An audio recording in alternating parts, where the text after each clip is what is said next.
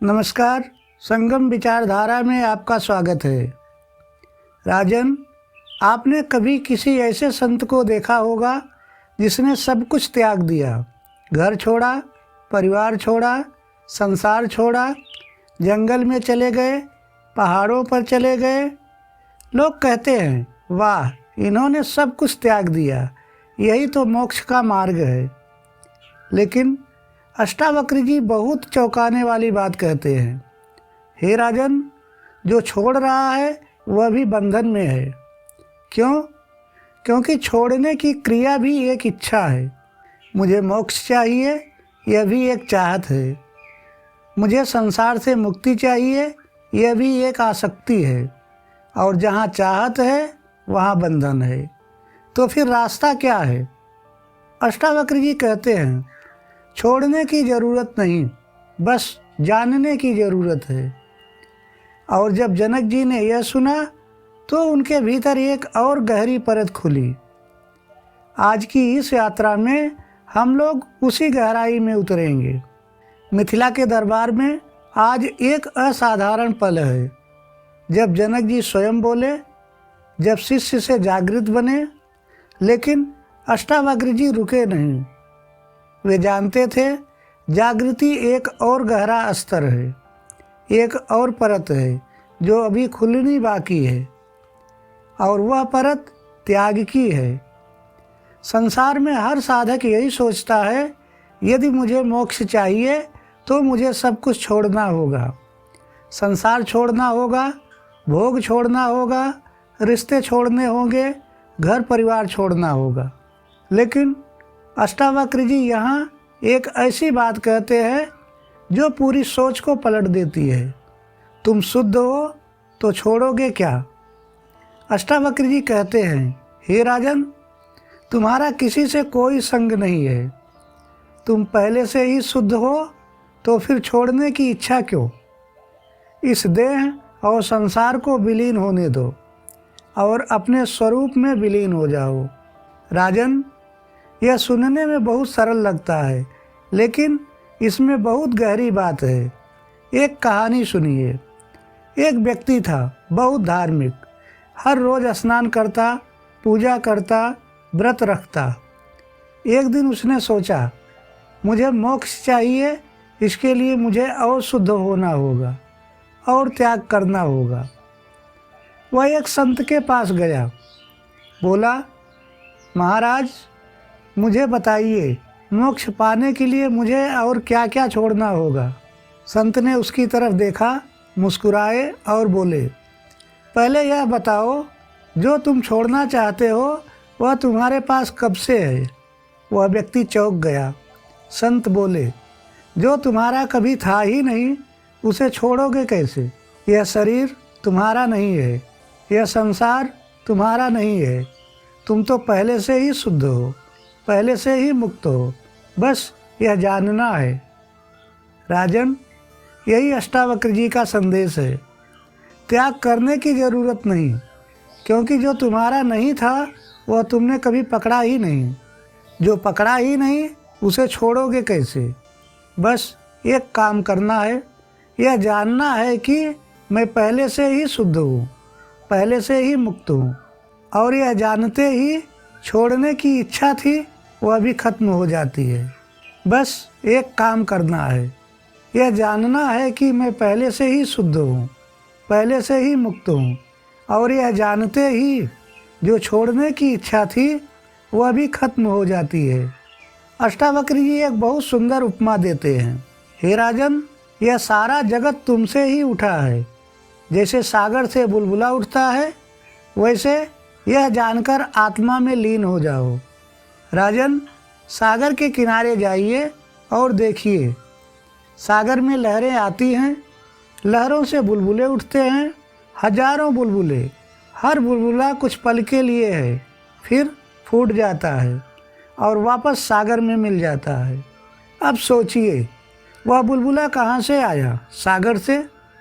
वह बुलबुला किससे बना? सागर के पानी से। वह बुलबुला कहाँ गया? वापस सागर में। तो क्या बुलबुला कभी सागर से अलग था? नहीं। राजन, यह सारा संसार, यह सारी सृष्टि, यह सारे लोग, यह सारी घटनाएं, यह सब उसी आत्मा से उठ रहे हैं, उसी आत्मा से बने हैं और अंत में उसी आत्मा में मिल जाएंगे। तो फिर छोड़ने की बात कहाँ है? बुलबुला सागर को नहीं छोड़ता, बुलबुला सागर ही है। और आप इस संसार को नहीं छोड़ते, आप इस संसार के आधार हैं। यह जान लिया तो सब हो गया। अब अष्टावक्र जी एक और उपमा देते हैं। जैसे मिट्टी से बने हजारों बर्तन अंततः मिट्टी ही हैं, जैसे सोने से बने हजारों गहने अंततः सोना ही हैं, वैसे ही यह सारा जगत आत्मा का ही विस्तार है। यह जानकर आत्मा में लीन हो जाओ। हे राजन, एक सुनार है, वह सोने से अंगूठी बनाता है, कंगन बनाता है, हार बनाता है। अब यदि वह अंगूठी बोले, मैं तो अंगूठी हूँ, मैं कंगन से अलग हूँ, मैं हार हूँ, मैं अलग हूँ, तो क्या यह सच है? नहीं, तीनों सोना ही है। आकार अलग है, नाम अलग है, लेकिन भीतर का स्वभाव एक ही है। ठीक इसी प्रकार यह मनुष्य, यह पशु, यह पेड़ पौधे, यह पहाड़, यह नदी, आकार अलग अलग, नाम अलग अलग, लेकिन भीतर का स्वभाव एक ही है, एक ही आत्मा का विस्तार है। और जब यह जान लिया तो न कोई अपना है, न कोई पराया, न कुछ पाने योग्य है, न कुछ छोड़ने योग्य, सब कुछ आत्मा ही है। अब अष्टावक्र जी एक बहुत गहरी बात कहते हैं। हे राजन, सुख और दुख में समान रहो, आशा और निराशा में समान रहो, जीवन और मृत्यु में समान रहो, और इस भाव के साथ आत्मा में लीन हो जाओ। राजन, यह समान रहो का अर्थ संवेदनहीन होना नहीं है, इसका अर्थ है डूबना नहीं। एक नाविक है, नाव चला रहा है, तूफान आता है, लहरें ऊंची उठती हैं, नाव हिलती है। एक अनुभवहीन नाविक घबरा जाता है, रोने लगता है, उसके हाथ पैर फूल जाते हैं। लेकिन कुशल नाविक शांत रहता है, वह लहरों को देखता है, उसके साथ नाव को संभालता है। वह जानता है लहरें आती हैं, जाती हैं, सागर हमेशा से रहता है।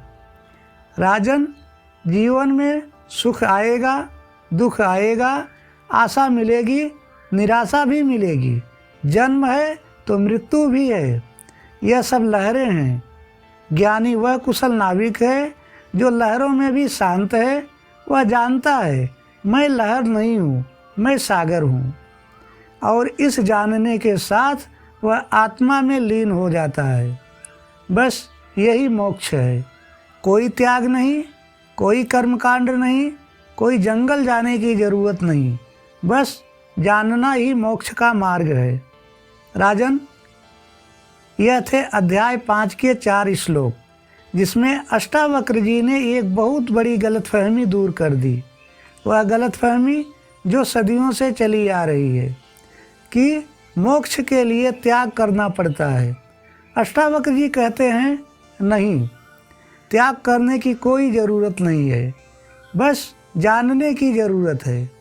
पहली बात, तुम पहले से ही शुद्ध हो, तुम्हें शुद्ध होने की ज़रूरत नहीं है।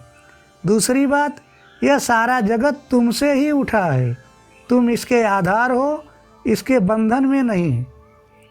तीसरी बात, जैसे सोने के सभी गहने सोना ही हैं, वैसे ही यह सारा जगत आत्मा का ही विस्तार है। चौथी बात, सुख दुख, आशा निराशा, जीवन मृत्यु, इन सब में समान रहो, यही मोक्ष है। राजन, यह ज्ञान आपके लिए है, उस हर इंसान के लिए है जो यह सोचता है मुझे बहुत कुछ त्याग करना होगा, तब जाकर शांति मिलेगी। अष्टावक्र जी कहते हैं शांति त्याग करने से नहीं मिलती, शांति जानने से मिलती है, और वह जानना आज से और अभी से शुरू हो सकता है। यदि यह यात्रा आपके भीतर कुछ जगा रही है तो इस वीडियो को अपने प्रियजनों तक पहुंचा दीजिए, क्योंकि जब भीतर ज्ञान का दीपक जलता है तो बाहर का हर अंधेरा रोशनी बन जाता है। अध्याय 6 में यह यात्रा और भी गहरी होगी। तब तक के लिए नमस्कार दोस्तों, धन्यवाद।